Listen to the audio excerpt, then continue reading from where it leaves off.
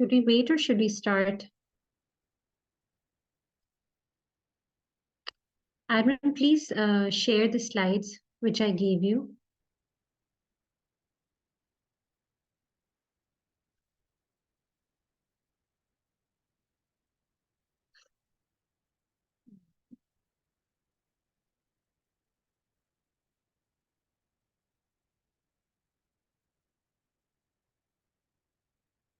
Okay, so who attended the first session of prophetic parenting? Yes, we have Sana, Faiza, and Samreen with us. Did you share? Did you attended the first session?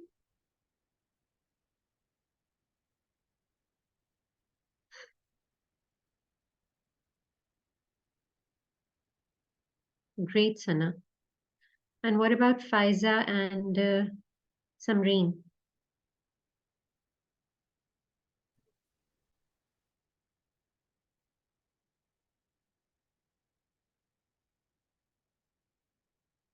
Okay, I'd like to share briefly what we did previously, right?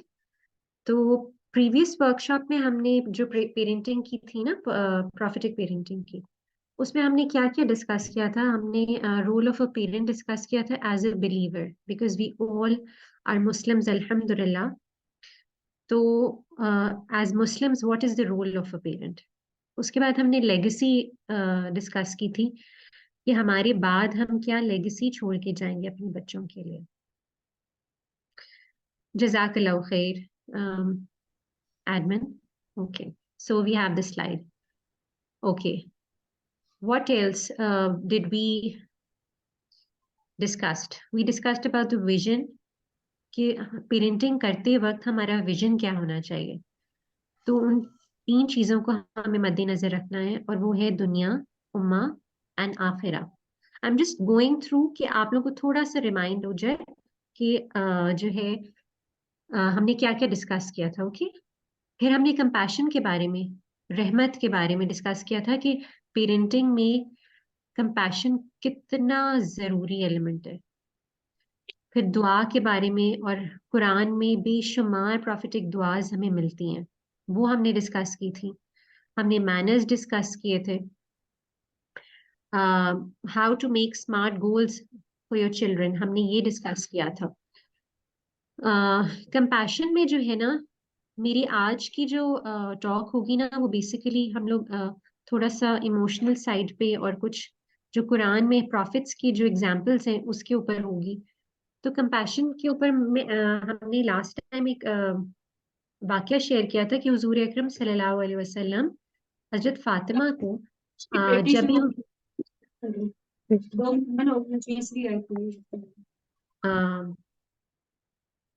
Okay, sorry. तो हुजूर अकरम सल्लल्लाहु अलैहि वसल्लम जो है अपनी बेटी फातिमा रजी अल्लाह अन्हा को जब भी वो घर से बाहर जाते और घर में एंटर होते, तो वो उनको फोरहेड पे जो है वो प्यार करते थे, बोसा देते थे. कभी सोचा है कि फोरहेड ही क्यों?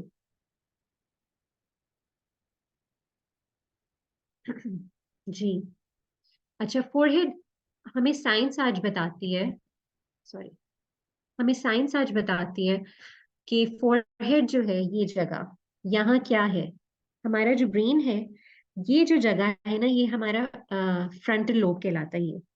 और ये जो फोरहेड की जो जगह है, ये होती है हमारी प्री फ्रंटल कॉर्टेक्स. यहाँ बनता है जब हम बालिग होते हैं, आफ्टर 12 ये जगह हमारी बनती है, प्री फ्रंटल कॉर्टेक्स. वो है क्या चीज? वही अहम हिस्सा है प्री फ्रंटल कॉर्टेक्स, जहाँ हमारी थॉट्स, इमोशंस और बिहेवियर रेगुलेट होता है. तो ये इतना इम्पोर्टेंट हिस्सा है जो प्री फ्रंटल कॉर्टेक्स है. और यहाँ जब हम बचपन से अपने बच्चे को बोसा देते हैं, एक जेंटल टच होता है, तो उससे क्या होता है? उससे एक बॉन्डिंग हमारी जो है ना वो इंक्रीज होती है, और ट्रस्ट डेवलप होता है, और security, sense of security develop होती है. इतना खूबसूरत ये एहसास और इतना खूबसूरत जेस्चर है कि हमारे बच्चों को इस एहसास से, इस बोसे से जो अब हम रेगुलर जो देते हैं, कि वो हमें देख रहे होते हैं कि हमारे पेरेंट्स करते क्या है। They learn through observing and imitating, right. तो क्या है कि वो उनके अंदर भी ये सेंस आता है एम्पैथी का और अफेक्शन का, और वो बड़े होके इसको फिर इमिटेट करते हैं। तो वो एक छोटे से जेस्चर की वजह से कितना कुछ हम अपने बच्चों को दे रहे हैं और अपना बॉन्ड मजबूत कर रहे हैं अपने बच्चों के साथ। और इससे भी बढ़ के कि it creates emotional resilience. When a child is feel loved and secured, what happens? He handles stress and navigates challenging situation when they grow old. आज हमें भी ये हम कितने स्ट्रेस का शिकार हैं, और हमारे बच्चे भी हालांकि इतने छोटे से हैं लेकिन उनको बेशुमार स्ट्रेसेस हैं, है कि नहीं। अम, अजान आपकी तरफ अजान हो रही है? अच्छा, हमारे यहाँ मगरिब की अजान। ओके।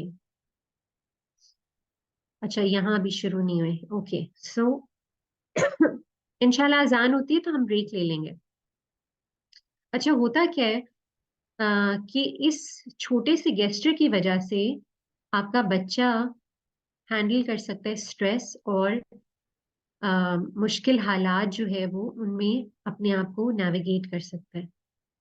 कहने को ये कितनी छोटी सी बात है, लेकिन अगर हम बचपन से ये काम करते हैं तो क्या होता है। तो कितनी प्यारी सुन्नत है हुजूर अकरम सल्लल्लाहु अलैहि वसल्लम की। Why isn't it moving? Okay. Okay. So let's begin with the session. अच्छा, आज हम जो है ना वो कुरान और सीरा से जो है ना कुछ एग्जाम्पल्स देखेंगे prophetic parenting के। Okay. So what basically is prophetic parenting?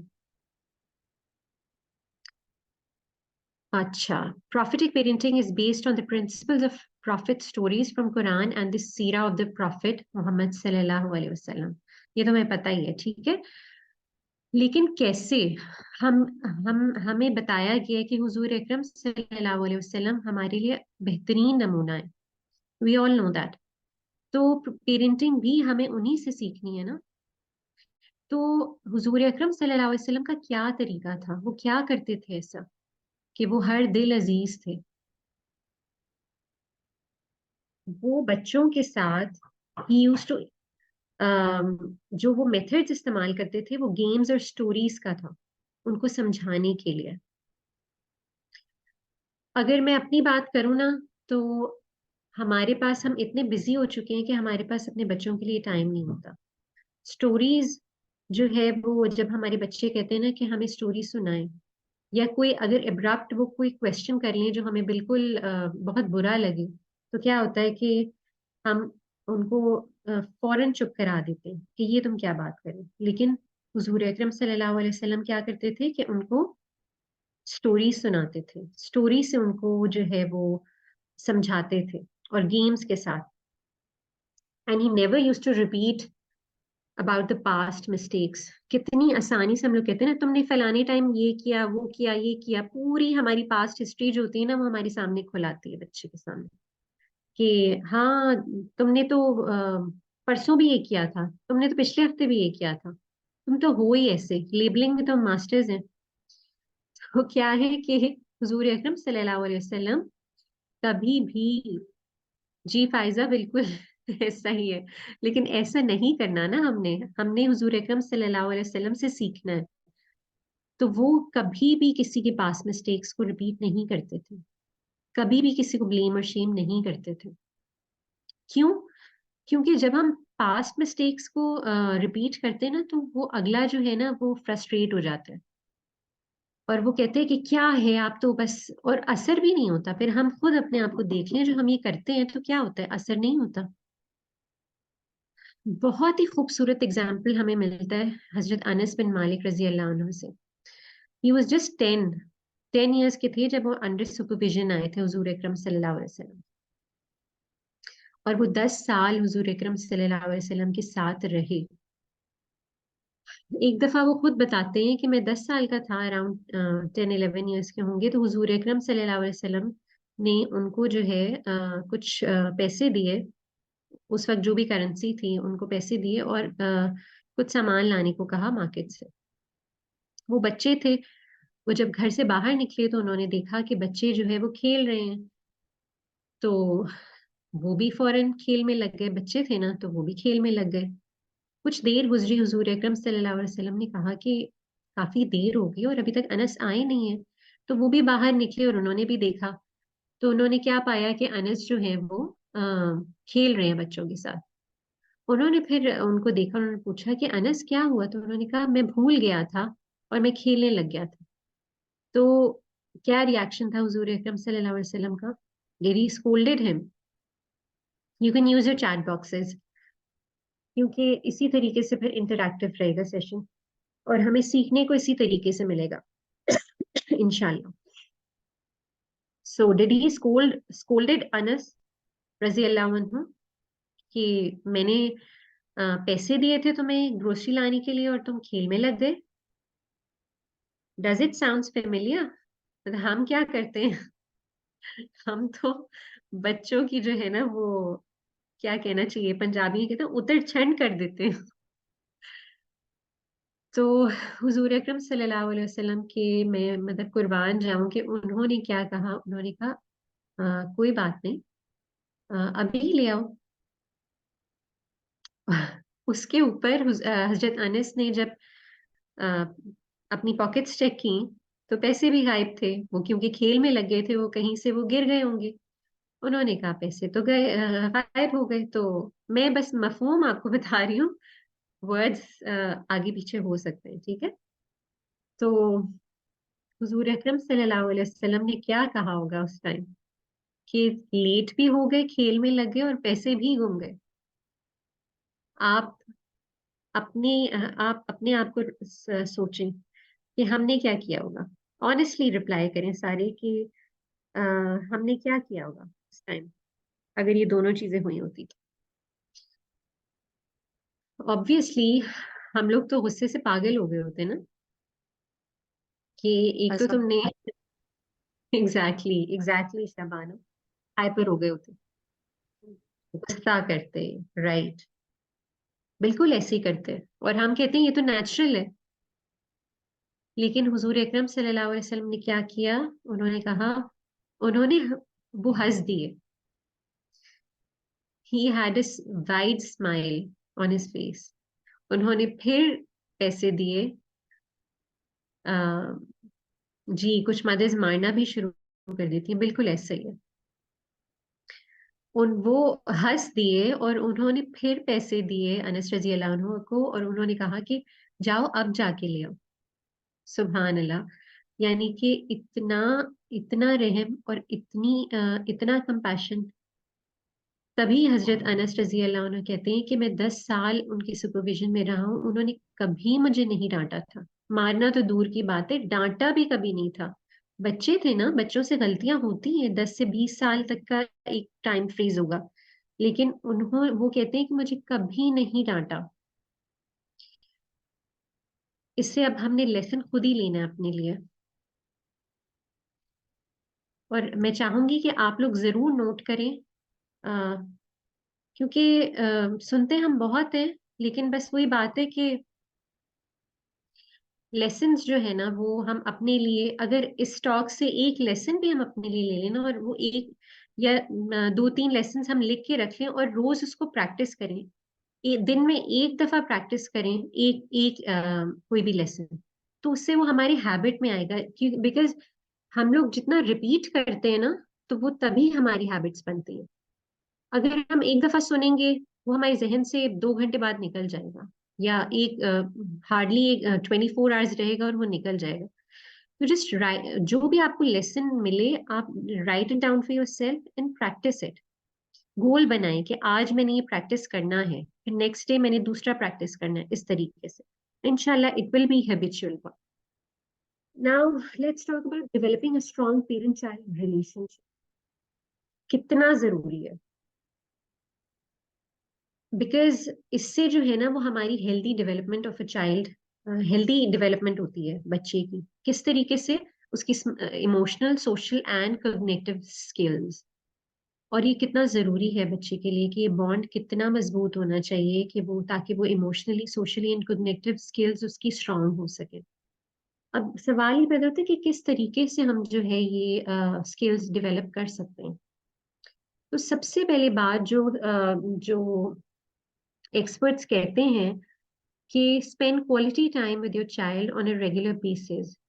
हर बच्चा, फॉर एग्जांपल अगर आपके 3 बच्चे हैं ना, तो हर बच्चे को 10 to 15 मिनट्स क्वालिटी टाइम माँ दे, रेगुलर बेसिस पे। चाहे वो एडल्ट्स हो गए हों, चाहे वो टॉडलर्स हों, चाहे वो इम्प्रिंट एज में हों, ये बेबीज हों, टॉडलर्स हों, तो आपको हर बच्चे को 10 to 15 मिनट्स इंडिविजुअली देने हैं। और वो कैसे देने हैं कि आपकी 80% आप ऑब्जर्व करें और सुने अपने बच्चे को, and there should be 20% teaching. और इसको कहते हैं कि success formula. Now again we need to look into our हमारा तरीकाकार क्या होता है कि हम जो है वो बातें हम टीच ज्यादा कर रहे होते हैं, हम सुन ज्यादा रहे होते हैं। बच्चे की जब बेतुकी बातें बच्चे कर रहे होते हैं, उनके लिए तो बेतुकी नहीं होती हैं, लेकिन हम जो है हमें होता है कि हमें देर हो रही है, हमें ये भी करना है, वो 100 चीजें हमारे जहन में चल रही होती हैं। बस एक बच्चे को ही नहीं हम समझ पा रहे होते और उसको नहीं सुन पा रहे होते। बस टाइम साथ, एक एक हाथ में फोन होगा, एक हाथ में घड़ी होगी। बल्कि अब तो घड़ियां भी लोग नहीं पहनते, अब फोन ही हर कोई चेक करता है। एग्जैक्टली लेक्चर, बिल्कुल सही कह रही हैं बुशरा, आपके बोलते ज्यादा हैं, बेसिकली लेक्चर ही देते हैं। हालांकि क्या क्या है कि एक्सपर्ट्स कहते हैं कि सक्सेस फॉर्मूला क्या है, you have to listen. 80% listening होनी चाहिए, 20% टीचिंग होनी चाहिए, तभी वो बॉन्ड आपका बनता है। फिर क्या है कि कम्युनिकेट ओपनली। जो आपने बात करनी है वो आप क्लियरली बच्चे से कहें, आपकी क्या एक्सपेक्टेशन है, आप क्या सोच रहे हैं। आप अपने बच्चे को सही, अक्सर ये होता है मिसकम्युनिकेशन हो जाती है कि हम अज्यूम कर लेते हैं। अजम्पशन है ना, ये बड़ी किलर चीज है, मतलब बॉन्डिंग में। वो कैसे कि हम अज्यूम कर लेते हैं कि हाँ बच्चे को समझ आ गया होगा। हम अपनी सोच से सोचते हैं कि हाँ बच्चे को समझ आएगा। बच्चा आपका 7 इयर्स का है, 5 इयर्स का है, उसकी उतनी थिंकिंग है ही नहीं। आप मिसकम्युनिकेशन कहाँ होती है, मैंने तुम्हें बोला तो था, तुम्हें समझ नहीं आती, तुम तो समझते ही नहीं हो मेरी बात, एंड पता नहीं क्या क्या ब्ला ब्ला ब्ला। तो we have to communicate openly, right. फिर क्या है कि set clear boundaries and expectations. Boundary setting is very important. शुरू से शुरू से आपको जो है ना, क्योंकि वो कहते हैं ना कि बेजा लाड प्यार भी नहीं करना और ज्यादा सख्ती भी नहीं करनी, आपने म्याना रवि इख्तियार कर। बाउंड्री सेटिंग्स आप जब करेंगे तो you need to be flexible and understanding.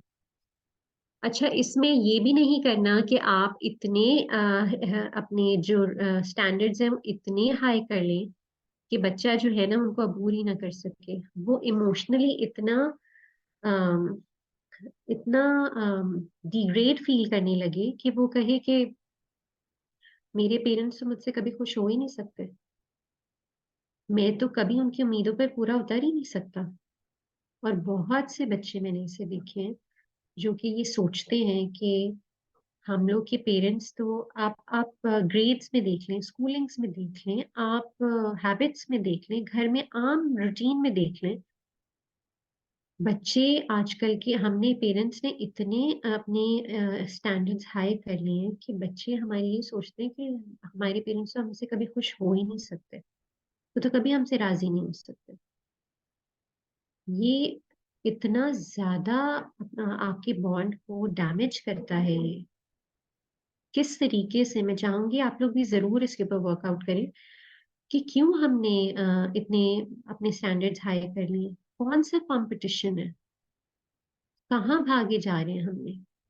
एक तरफ हम कहते हैं कि वी आर बिलीवर्स, हम मुसलमान हैं, फिर हम लेगेसी क्या छोड़ के जा रहे हैं कि एक डरपोक, एक इमोशनली इल बच्चे जो कि बिल्कुल भी रेजिलिएंट नहीं है, जो कि अपना अपने अंदर जिनका सेल्फ कॉन्फिडेंस ही नहीं है, कि वो अपने आप को, ऑब्वियसली जब पेरेंट्स उनको नहीं कॉन्फिडेंस देंगे, पेरेंट्स उनको कुछ नहीं समझेंगे, तो वो खुद कैसे अपने आप को कुछ समझेंगे। और ये आगे जाके इतने मसाइल पैदा करते हैं कि वो जब खुद अपने आप को कुछ नहीं समझेंगे तो वो माशरे में तो फिर हर किसी के हाथ चढ़ जाएंगे, हर कोई यूज करेगा ऐसे बच्चों को। कितनी बड़ी प्रॉब्लम है ये, कोई छोटी बात नहीं है ये, हमें जरूर इस चीज के ऊपर सोचना चाहिए। फिर आ जाती है कि timings for advice.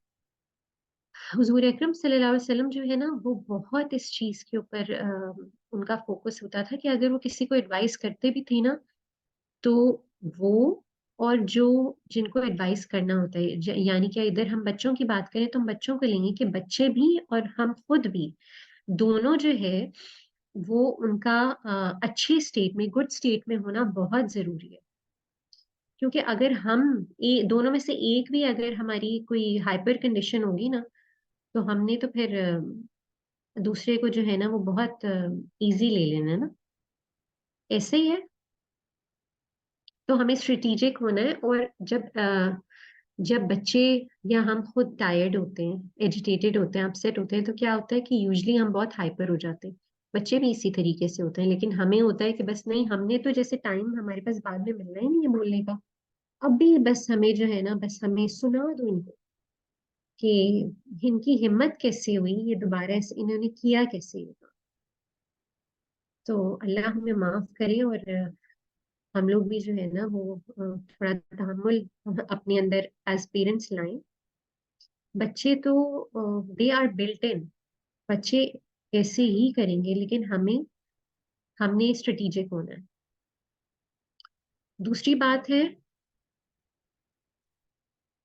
Ji Bushra, because this is reality ना, हम ऐसे ही करते हैं, मेजोरिटी पेरेंट्स ऐसे ही करते हैं।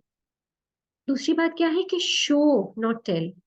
हमारी मोस्टली पेरेंट्स की क्या आदत होती है कि हम बस टीच करते हैं, टेल करते हैं उनको, ये कर लो, वो कर लो, इतने बजे उठ जाओ, इतने बजे सो जाओ, ये खा लो, ऐसे ये पहन लो, इधर चले जाओ, ये होमवर्क कर लो, ये कर, मतलब हर वक्त हम उनको बता रहे होते हैं।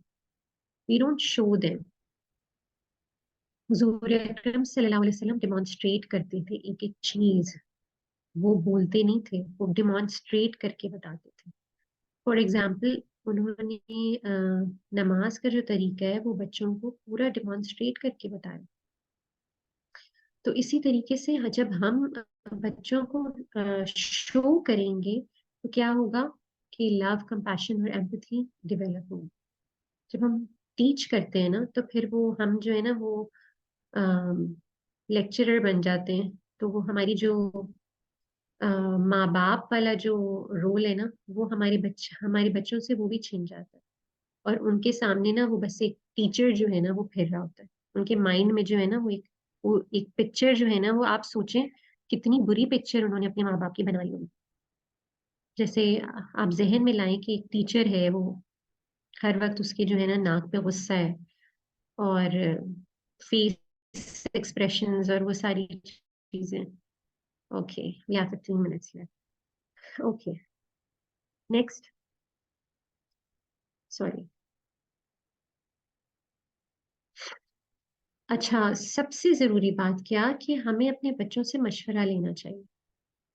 आज बहुत कम पेरेंट्स हैं जो अपने बच्चों से मशवरा लेते हैं, चाहे वो छोटी एज भी हो ना, उनसे मशवरा जरूर लें। Allow them to make their own decisions, चाहे गलत भी हो ना, उनको करने दें, इसी तरीके से उनका कॉन्फिडेंस बिल्ड होगा। हजरत इब्राहिम अलैहिस्सलाम की मिसाल हमारे पास है कि हजरत इब्राहिम अलैहिस्सलाम ने, जब उनको वही आई थी कि उनको अपनी पसंदीदा चीज जो है वो अल्लाह के रास्ते में कुर्बान करनी है, और वो फिर उनको ये ख्याल आ गया कि हजरत इस्माइल अलैहिस्सलाम उनके पसंदीदा बेटे हैं। तो जब वो गए मक्का फलस्तीन से, तो उन्होंने हजरत इब्राहिम अलैहिस्सलाम से पूछा कि मुझे इस तरीके से अल्लाह ने हुक्म दिया है, आप क्या कहते हैं। इतना बड़ा वाकया था जो कि होने वाला था। हजरत इब्राहिम अलैहिस्सलाम ने अपने बेटे से पूछा कि आपकी क्या राय है। तो क्या कहा हजरत इब्राहिम अलैहिस्सलाम ने कि ही सरेंडर्ड, ही अग्रीड। तो कितना जरूरी है कि सेल्फ कॉन्फिडेंस बिल्ड होने में बच्चों के लिए।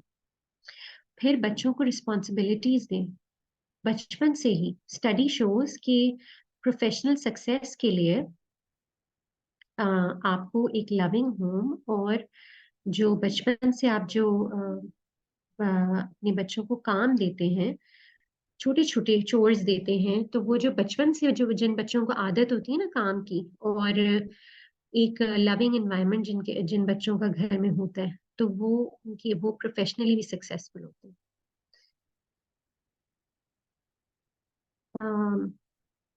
ओके, बेहतरीन एग्जाम्पल हमें जो है ना वो हजरत याकूब अलैहिस्सलाम की कुरान से मिलती है कि वो एक रोल मॉडल फादर थे। 12 बेटे, role model father, he was a prophet. अच्छा, आपके ख्याल में वाज ही जस्ट फादर और नॉट? जस्ट जल्दी जल्दी बस टाइम पूरा हो गया। ओके, मैसेज पढ़ लेती हूँ।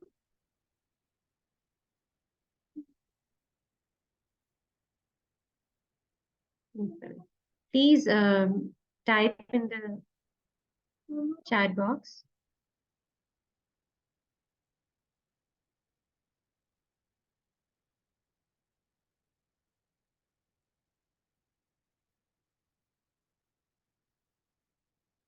ओके ओके, सो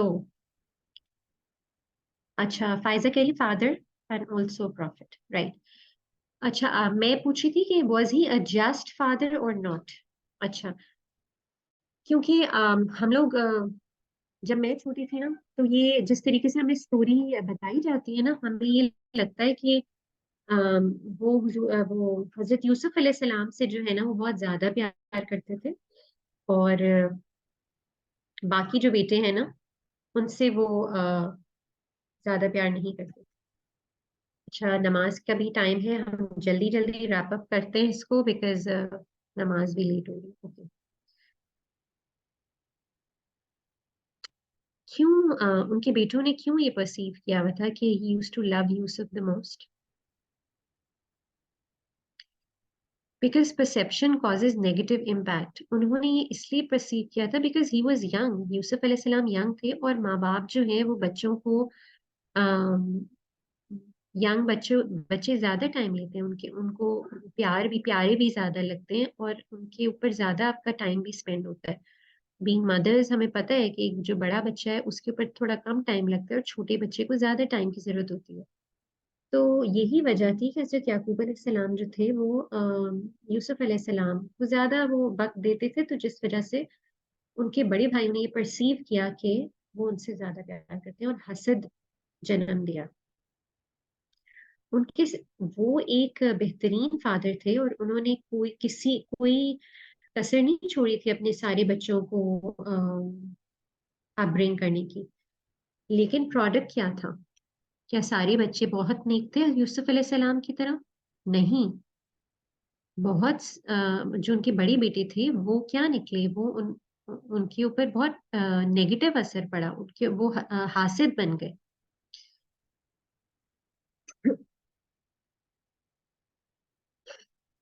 तो बात जो मैं यहाँ करना चाह रही हूँ, ओके ओके ओके, हम्म, ओहो। एक minute, where is my slide? Okay, बात जो असल यहाँ जो मैं पॉइंट करना चाह रही हूँ कि he was a profit and he didn't had control on his children. वो प्रॉफिट भी थे, लेकिन फिर भी उनका कंट्रोल अपने बच्चों पर नहीं था। क्या हम अपने बच्चों को कंट्रोल कर सकते हैं? नहीं। we have our we have given the responsibility to upbring them. yes, शाबानो, हम बिल्कुल कंट्रोल नहीं कर सकते। प्रॉफिट्स थे वो कंट्रोल नहीं कर सके, तो हम क्या हैं? लेकिन फिर हमारा इतना कंट्रोलिंग बिहेवियर क्यों हो जाता है अपने बच्चों को लेकर? we have the responsibility, we are responsible for their upbringing। और वो उनके ऊपर कोई कंट्रोल नहीं था उनका, तो क्या, हालांकि वो इतने खूबसूरत मतलब आप ये सोचिए कि उनका रिलेशनशिप कैसा होगा यूसुफ अलैहिस्सलाम के साथ, कि वो एक बिल्कुल कि कहा जाता है कि 10 to 13 की जो एज, जो टेंडर एज होती है ना, उस दौरान उनको जब वो ख्वाब आया तो वो अपने बाप के पास गए और उन्होंने वो ख्वाब सुनाया। अब एक बाप के लिए ये बहुत बहुत बड़ी चीज है कि उनका उसका बच्चा उसके पास आए और एक बहुत ही अहम चीज शेयर करे। मतलब हमारे लिए इसमें इतने लेसन्स हैं इस स्टोरी में, यूसुफ अलैहिस्सलाम और हजरत याकूब अलैहिस्सलाम में, कि आप इसको अगर गौर से इसको पढ़े ना तो आपको बेशुमार इसमें जेम्स मिलेंगे कि उनका रिलेशनशिप क्या था। इतना बेहतरीन रिलेशनशिप उनका होगा ना कि वो आया और उन्होंने, सॉरी, हजरत यूसुफ आए और उन्होंने डिस्कस किया अपना इतना इम्पोर्टेंट ख्वाब। और फिर हजरत याकूब अलैहिस्सलाम, क्या हिकमत थी उनकी, क्या वो कि उन्होंने उनको अपने बच्चों के मिजाज का पता था। तो उन्होंने फिर क्या कहा कि आप ये ख्वाब अपने भाइयों के साथ शेयर नहीं करिएगा। हालांकि अभी तक उन्होंने प्लॉट करना शुरू नहीं किया था, बट स्टिल उन्होंने अपने बच्चों को जानते थे ना वो। उसके बाद उनके जो बेटे थे, उन्होंने जब वो प्लॉट कर लिया, उन्होंने इतना बड़ा एक क्राइम कर लिया कि यूसुफ अलैहिस्सलाम को वो कुएं में फेंक आए। फिर वो जो एक, फिर जब वो शर्ट लेके आए, फेक ब्लडेड शर्ट, हजरत याकूब अलैहिस्सलाम को, तो उनका क्या रिएक्शन था? कोई बता सकता मुझे कि उनका क्या रिएक्शन था? क्या कहा था याकूब अलैहिस्सलाम ने? इतनी खूबसूरत बात की थी कि उनका बिलवड बेटा वो छोड़ के आ गए, कुएं में फेंक के आ गए, और फिर वो एक नकली खून लगा के और उनको शर्ट दे दी फाड़ी हुई। उनको पता लग गया था कि ये उनका खून नहीं है, लेकिन वो देख कर वो उन्होंने अपने बच्चों को कुछ भी नहीं कहा। वो एडल्ट्स हो चुके थे। यहाँ हमें क्या लेसन मिल रहा है कि जब बच्चे एडल्ट्स हो जाएं तो फिर आप उनको हर वक्त डांट नहीं सकते। उन्होंने क्या कहा? फसब्रुन जमील, खूबसूरत सब्र। मैं तो बस एक सब्रुन जमील ही करूंगा, खूबसूरत सब्र ही करूंगा। ओके, 5 मिनट्स है। तो जब बच्चे बड़े हो जाते हैं ना, तो there is a time when yelling and scolding doesn't helps. क्या करना चाहिए उस time?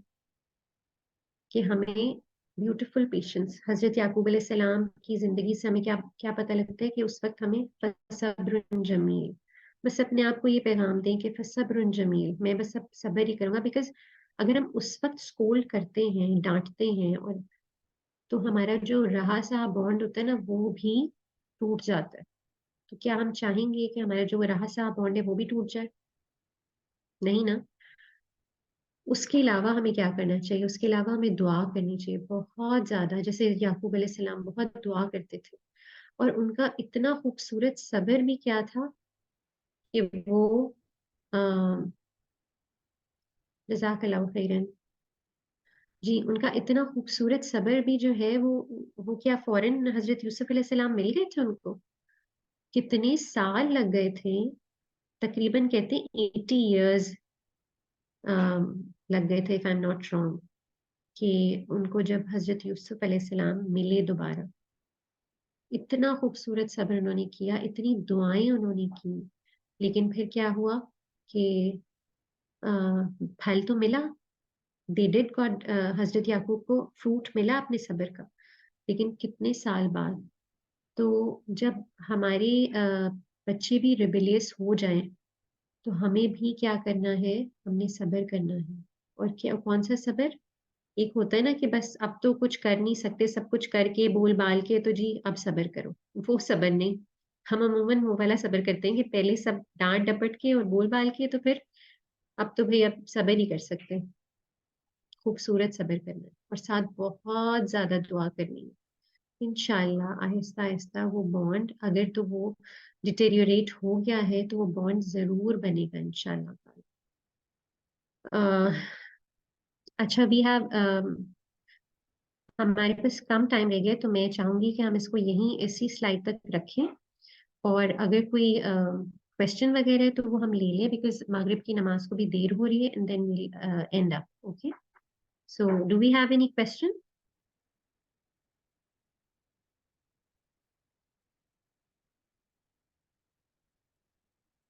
Yes Shabano, it's very reassuring for us mums.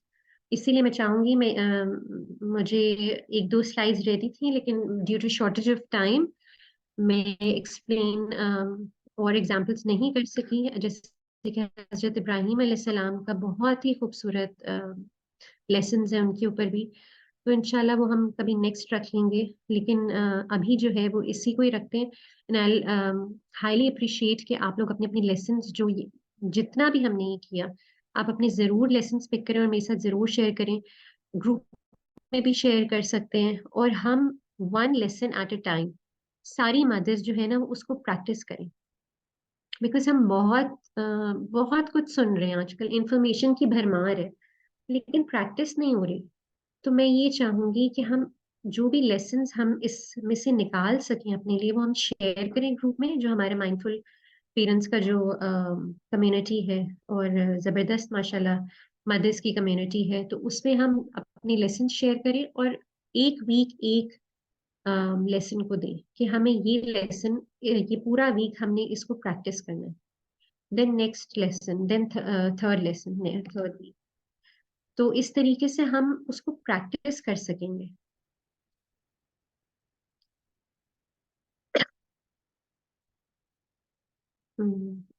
Okay, we have a question I guess. मैं जो भी लेसन अटेंड करती हूँ, मैं अम्मी और हस्बैंड से जितना हो सकता है शेयर करती हूँ, और try to implement also. Very good Bushra, you do a great job. इसी तरीके से करना चाहिए। जब हम शेयर करते हैं ना, तो वो हमारी मेमोरी में सेव हो जाती है, और फिर जब हम प्रैक्टिस करते हैं तो वो तो फिर एक थर्ड स्क्रू भी लग जाता है। अ, हम मदर्स तो स्ट्रगल कर रही हैं for this parenting, but how to involve husbands? Bushra, अभी जो है ना वो आप अपने ऊपर काम करें। आपका कंट्रोल जो है ना वो सिर्फ अपने ऊपर है, आपके बच्चों के ऊपर भी नहीं है। यू हैव, आप अपना रिमोट कंट्रोल आप अपने हाथ में करें। वो आपके हाथ में होना चाहिए। अम, फिर जब आपको देखेंगे ना चेंज, तो फिर आपके हस्बैंड भी चेंज होंगे इंशाल्लाह, and I assure you they will change. लेकिन शर्त ये है कि पहले आपको चेंज होना है।